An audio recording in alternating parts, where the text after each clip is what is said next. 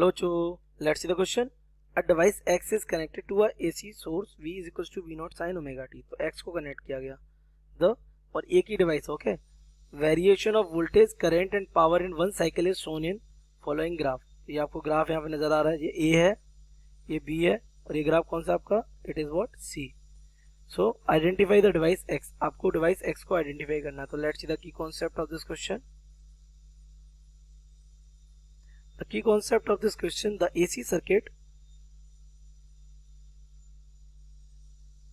with single component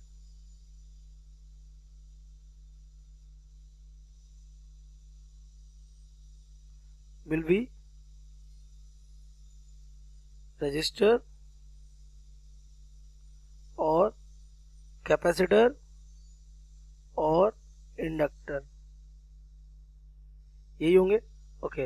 इनके होने का कनेक्शन क्या बनता है तो सबसे पहले देख लेते हैं प्योर रेजिस्टिव सर्किट.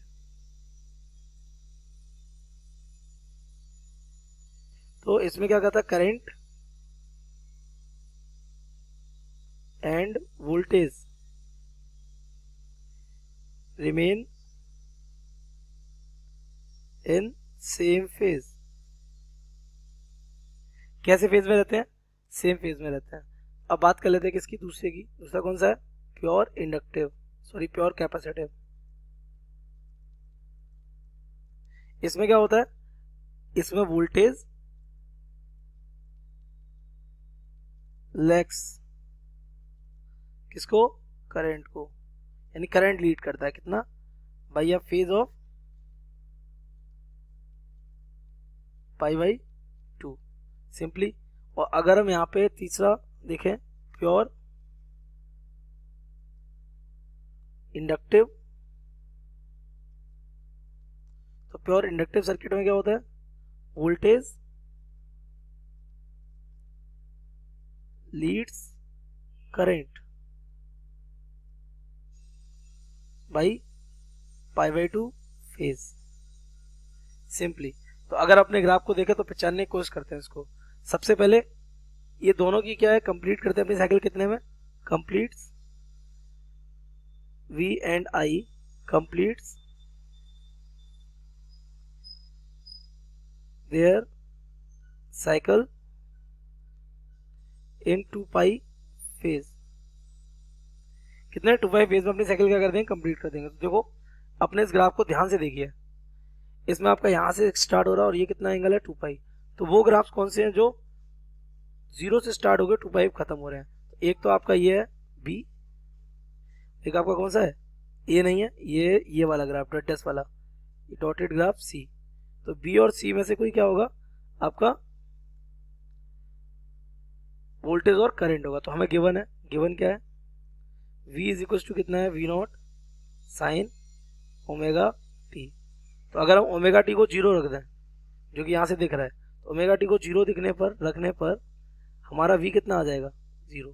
तो ओमेगा टी जो यहाँ पे V कितना होना चाहिए? 0 होना चाहिए. तो A भी हो सकता है और B भी हो सकता है. देखिए नेक्स्ट अगर बात की जाए at omega t is equal to pi, अगर ओमेगा टी की वैल्यू कितनी रख दी जाए? पाई रख दी जाए, तो आपको दिख रहा है यहाँ से V हमारा हो जाएगा अगेन 0. तो ये यहाँ पे 0 हो गया. तो ये आपका B वाला ग्राफ किस कौन बन रहा है? वोल्टेज. सो ग्राफ P रिप्रेजेंटिंग वोल्टेज. किसको रिप्रेजेंट कर रहा है? वोल्टेज को. नाउ ये जो आपका A वाला है, ये तो इसकी तो साइकिल कंप्लीट हो रही है कितने में? पाई में. और करंट और वोल्टेज दोनों की कितने में होती है? पाई बाई 2 में. तो A तो हमारा है ही नहीं करंट. A हमारा क्या हो गया? डेफिनेटली पावर हो जाएगा. तो ये जो बचा हुआ कौन सा? C. So C is representing current. किसको रिप्रेजेंट कर रहा है? करंट को. तो इस ग्राफ में C क्या रिप्रेजेंट कर रहा है? करंट. अब आप ये देखिए जब वोल्टेज हमारा 0 था तो करंट हमारा कैसा था? पाई बाई 2 पे था. तो from graph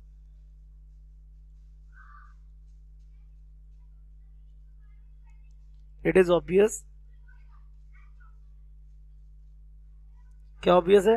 that the current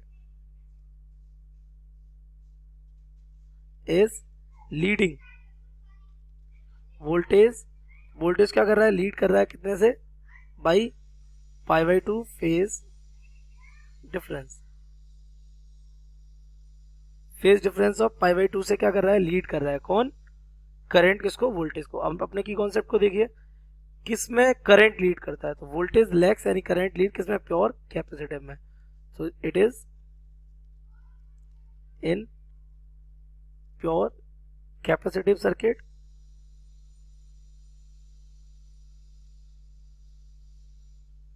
तो आपसे क्वेश्चन में यही पूछ रहा था क्या?